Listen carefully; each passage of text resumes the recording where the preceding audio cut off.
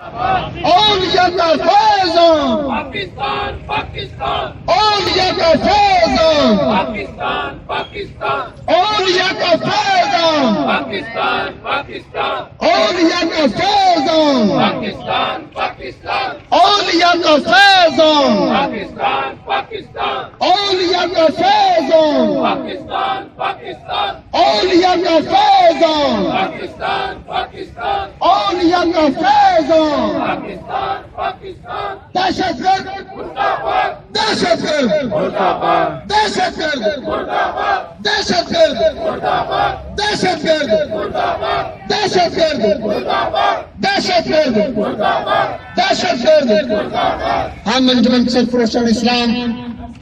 की जानिब से इस बम धमाके की पुरजोर मजम्मत करते हैं और हुकूमत वक्त अपनी पाक और ख्वाहिश से मुतालबा करते हैं कि उन अनासर का कलाकमा किया जाए,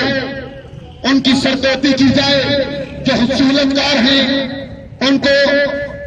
अबरतनाक सजाएं दी जाए। तो रैली के इख्तिताम पर